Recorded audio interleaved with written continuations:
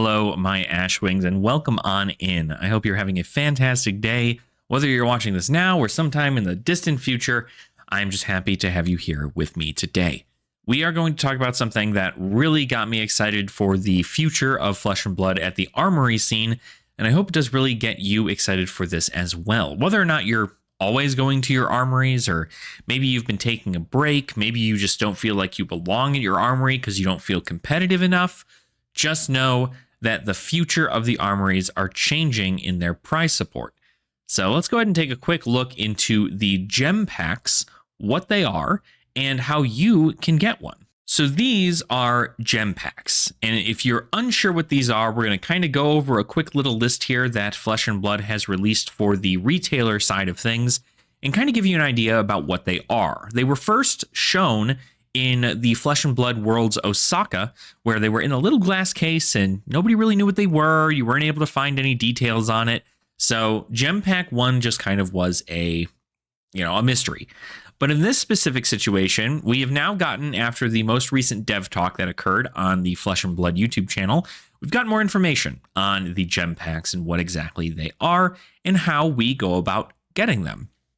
With these gem packs, they are a new type of prizing made for armories, where effectively the old armory kits with the extended art promos and then the cold foil that the winner wins, along with a couple playmats and some posters, that will all be going away.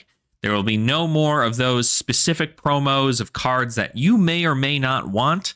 And then more specifically, you're not going to be needing to fight for a cold foil anymore at your armory scene. Now, that's not to say that your armory might not still be competitive, because it probably will be. Flesh and Blood is a competitive card game, and with that being the case, I think a lot of people are going to continue to test out decks and play around and just have a grand old time at their armory. Some people might really want to win. Some people are probably just there for the vibes.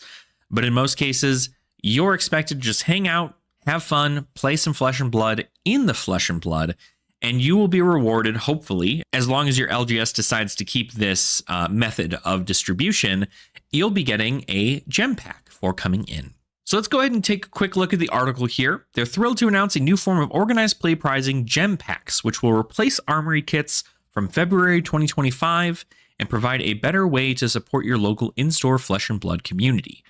This exciting change will create simplicity and flexibility for stores and improve the prizing experience for players, expanding the appeal of Flesh and Blood in-store play.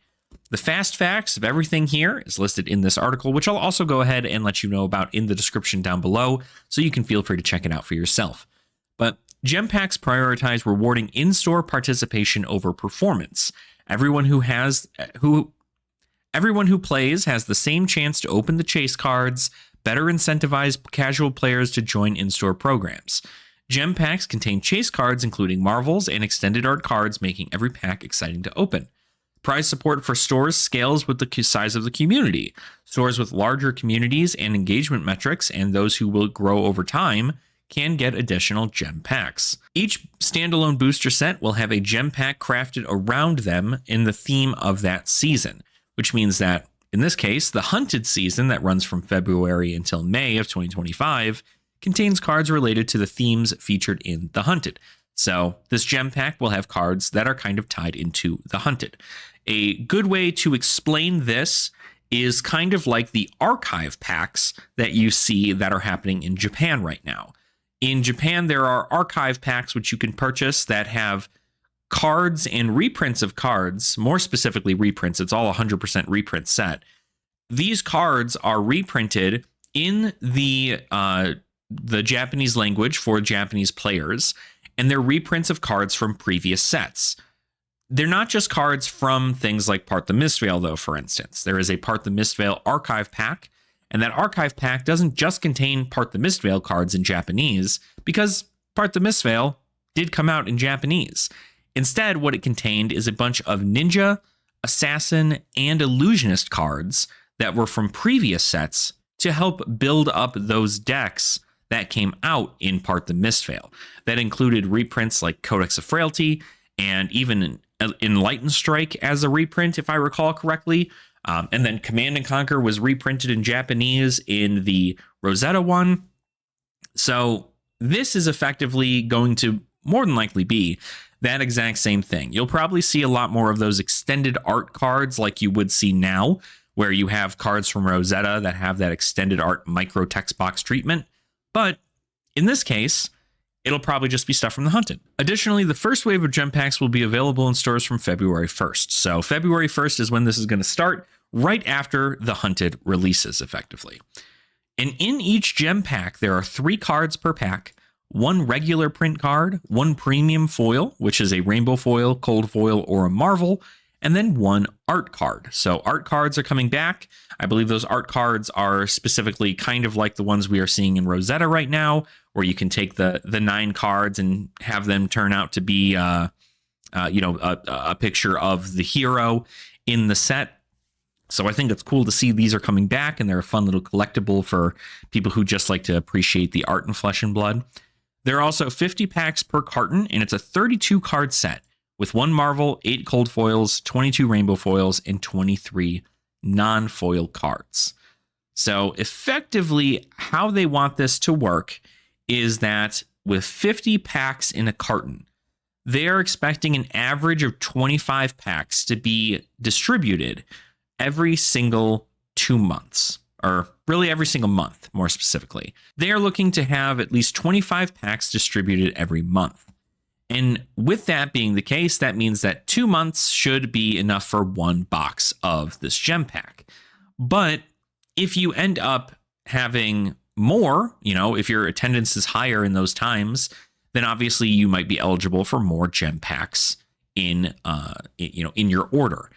And you will also be replenished those gem packs halfway through those 4 months. So after your first 2 months, you'll then get a opportunity for a restock, or their restock will be set up already, where you can get another carton of 50 cards for you to use to give out to your players for your armories. So what this does is it really allows for the store to distribute something that's a little bit better than just a prize pack, or maybe even just taking the entry fee. Some places don't even give out promos from the armory kit to people who go 0 and 3 or 0 and 4, which I think is ridiculous, but it does apparently happen.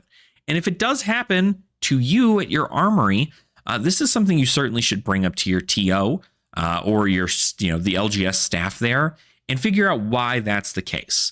Because while there should be a competitive spirit in Flesh and Blood, because it is the most competitive TCG on the market, really what it comes down to is you want to make sure that everybody is at least coming in and enjoying their time at the LGS, right? LGSs aren't normally the big hosts for a lot of stuff, and when SCG cons come around, there's not LGSs hosting them or anything. So if you want your store to thrive, giving everybody who enters a wonderful entry prize, and then also maybe even the ability to earn more of those prizes if you decide to go with a more competitive structure for the distribution of these packs, it is going to be something that's going to bring in more people to your store. So let's talk about how it engages with the player base. What it does is it just allows for new players and existing players to simply show up to their armory, right? If armory attendance looks low 1 week, and that's simply because the current month's promos aren't very good, or you're not sure what promos are in there, you're not sure if that's worth your time, you probably don't end up going. You don't end up going to the armory. It might, you might be deciding to just play online instead and not go try and fight for a Spirit of Christmas because it's not a card that's going to make your deck look good that's in Classic Constructed. So it's hard to guarantee that players are going to be coming into the store strictly based on the promos that have been allowed and put into the hands of the store for that month. What the gem packs do is they allow for that randomization and allow for, even if you end up going 0 and 4, if you happen to pull a Marvel out of there, you're going to feel good about going, regardless whether or not you lost all 4 matches, regardless of whether or not you're trying to kind of figure out your deck and just do some testing. You could still walk out of there with a very expensive card, and a card that might even give you a proud memory and something to keep as a collectible for the rest of your life. I mean, with a 32 card set in the gem packs, I think it's going to be pretty easy to collect all of them if you have the ability to. And more importantly, this gives people who are collectors and maybe not so much players the same kind of thought process to get into the game, go play at your armory. And even if you're doing 2 armories a week and you're getting 2 gem packs every single week, that's 8 gem packs. And you're probably not going to get the same thing twice in most cases. So you're at least going to have a nice start into that. And you might even be able to win more. But at the end of the day, another thing that this helps with is the next topic that we're going to kind of talk about, which is that removal of the competitive necessity. You know, if you're a casual player and you just want to go and hang out and have a good time, or maybe you have not bought all the staples for your deck yet and you're just really trying to figure out how this all works, and you don't exactly want to get stomped and go 0-4 because you don't want to waste your time, right? If you go in with the thought process ahead of time and saying, hey, I'm going to lose all of my matches, but it's fine because I'm here to have a good time, not a long time, right? And you can just enjoy your time there. But now that entire thought process of oh, okay, well, I'm never going to be in contention for the biggest prize they have because I'm not a good player, or I'm not a pro player. I don't have all the cards for my deck. This removes that barrier that players seem to be running into pretty frequently. You know, they can know that they go in there, and the second they pay that entry fee, if their LGS is giving out these as participation prizes, which they should be, then they have an opportunity to pull something incredible out of these packs. I'm certainly somebody who I like to be competitive, and I certainly view the cold foils that I win at my armories as trophies of a sort, but those same things can tend to be bought online for somewhere between $20 to $50 for a cold foil. So if it's absolutely necessary for your deck that you have it, it might just be okay to spend the money and buy it online whenever it eventually reaches that point. But if you're trying to win them, then it's pretty nice. It feels good. But the competitive spirit can still be at the LGS. And you can still have new players or existing players who might be exhausted with a meta still come in and have a good time, because there isn't that competitive necessity. You don't need to be good to get a gem pack. You need to just show up to get a gem pack. And that's really nice. Something else that this does is that it allows for the LGSs to, again, still be fairly competitive. You can still have a prize structure where you can have everybody gets an entry pack of a gem pack, but then your TO could set it up to where each round is a prize pack round, where the winner of that pack or of that round gets another gem pack. And that would be incentivized even more, because even if you get one more win, even if you're able to sneak out one win and lose your next 3, you might have still been able to get one gem pack. Now, obviously, in that situation, it might not be the case, because there is only a limited amount that's able to be distributed to stores. So you don't want to run out of them super early and then have nothing towards the end of that second month. But it is something that can happen. You can also go ahead and just make it to where the winner gets an additional 2 gem packs, of the night. But as long as everybody gets 1, I think you're in a pretty good spot. I think that is what is expected by LSS, is that each store gives one of these out to a player that pays the entry fee. That is just baseline what they're doing. And if your store has more people than the average and you need more product, as long as that attendance reflects on gem, you should be eligible for those additional gem packs, and that'll be great. So really happy to be seeing that there, and seeing that there's just that change, right? I know there's a lot of people who don't have a competitive spirit, who just want to play Flesh and Blood. They don't really care about winning. They just want to go in and play. And sometimes that competitive spirit, it fights with you, because you want to still be good and not get stomped. But if somebody else's deck is, $700 more than you, and you're playing with a $50 deck, and you're just like, yeah, I'll never be able to beat this. First and foremost, you can probably still beat that deck as long as you become a specialist in what you're playing. But it is true that like some of these other cards that do cost money make a deck very powerful. So this removes that. It removes that whole thing of, oh, I need to get a, $1,000 deck in order for me to even win at my armory. Now it's not so much about winning at your armory. Of course, the winning and the prize support outside of the gem packs is entirely up to your LGS. But as far as winning goes, it's not a necessity. You get to go in and you get a gem pack. And that gem pack could contain a Marvel, which there is only one of in the first round of gem packs, which means that if you get the Marvel, it's the rarest card in the entire set. So you can do with that what you will. Even if you go 0-4 and you get the rarest card in the entire set, I think you're going to be walking away pretty happy as a player, regardless of your record. But speaking of the Marvels, and more specifically the Rainbow Foils, something that was also mentioned in this dev talk, which I just wanted to touch on a little bit, is the fact that they are looking into something in regards to their foiling process for the Rainbow Foils in Flesh and Blood. And I don't see too many videos talking about this directly, but they are coining the term zero gauge as the foiling process for their Rainbow Foils moving forward. There's only going to be these set up as promos, which means gem packs more than likely could have these zero gauge foils in them. And zero gauge foiling is not a different treatment or anything. You're not getting some, a fifth printing of the same card inside of a set. Zero gauge is going to be the way they do rainbow foiling in the future, so long as it takes well with the community. We know that rainbow foils, when in contact with humidity or even, bitter cold, they tend to have a curling process, right? Something that was mentioned is that if you ever tear apart a rainbow foil, you'll see that it's kind of just the rainbow foil portion of a Flesh and Blood card is kind of just a foiling, right? It's like a strip of plastic that sits on top of the card, and that bends and warps the card when it gets in contact with that humidity or the cold. And what the zero gauge is planning to do is remove that aspect and embed it into the card, as opposed to it being a foiling on top of it.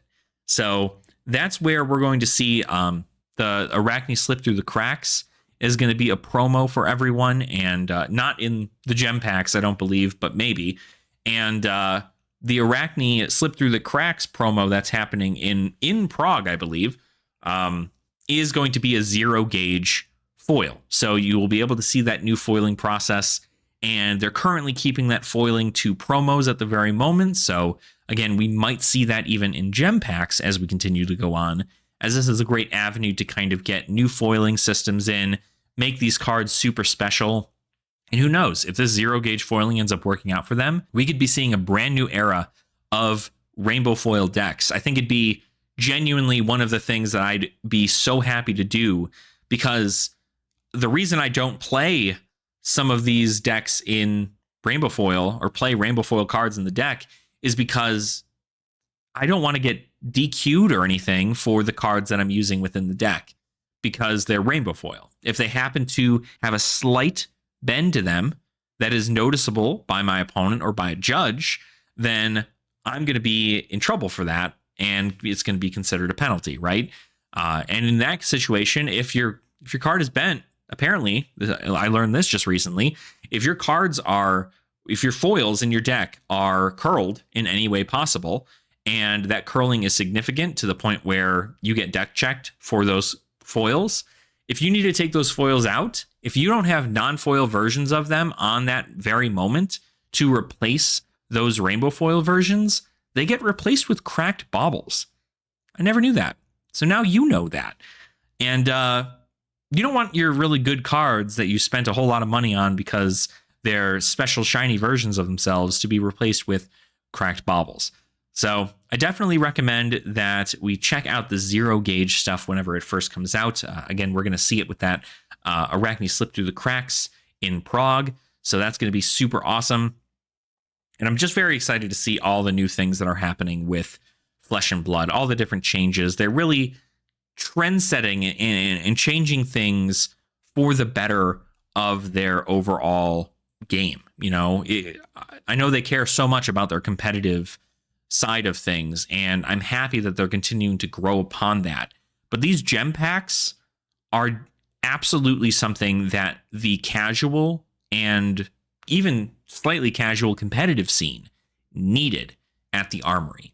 So that way attendance can continue to grow.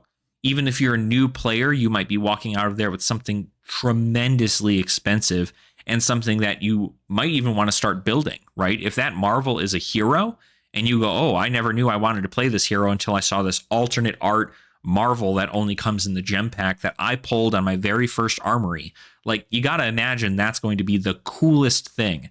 So I definitely recommend that when these gem packs start coming out, shoot, even beforehand, right? Go to your local Armory, go play, enjoy your time there. And then when gem packs come out, you know what you're in for. You're going to be in for a good time. You're going to be cracking packs with your fellow players, and you're going to be able to collect a pretty small set. And who knows, some of these cold foils or any of these other things, something else I completely forgot to mention, I guess I really did mention it, but not as directly, is that these gem packs are due to have relevant legacy reprints in them. So we might even see things like, you know, very, very prominent assassin cards, cough, cough, Codex of Frailty, get a reprint in the Hunted gem packs because of the fact that it's support for heroes that came out in the Hunted. So assassins, ninjas, warriors, we might be seeing a whole lot of reprints or even alternate art reprints of cards in a new rainbow foiling for these sets. So very excited to see. I'm really, really hoping that this becomes just a huge success. I feel like it will. It's certainly, I'm already going back to my armories pretty frequently, but this is just going to be even more icing on the cake. This is like, even if I'm in a bad mental health day, I'm still going to go strictly because I can get my pack and might even be able to win more. So I'm very excited, and I really hope to continue just having fun in the Flesh and Blood. I think that's really what it's all about. And I hope you all do as well. Make sure to go ahead and leave a comment down below. Let me know what you think about gem packs and even the 0 gauge foiling. And on top of it, you can also hit that like button down below. Subscribe to the channel if you have not already. And if you wanted to support the channel even further, you can do so by becoming a channel member. Channel members get access to our Common Language podcast earlier than everybody else does, about a week earlier. There are also access to emotes and loyalty badges, and then you even can get access to our eventual channel member giveaways, which I hope to be doing fairly soon. I also have some more competitive stuff to talk about on my channel membership, so I'd like to go ahead and start making some channel member only videos strictly for you guys. So hopefully you'll enjoy that. Those are just some of the perks you get by being a channel member, but obviously you do not need to become one to just enjoy videos like these. If you just subscribe, it'll be enough for me. But again, thank you so much for supporting the channel and being here with me today, and I hope you continue having fun in the Flesh and Blood. I will see all of you beautiful Ashwings in our next video.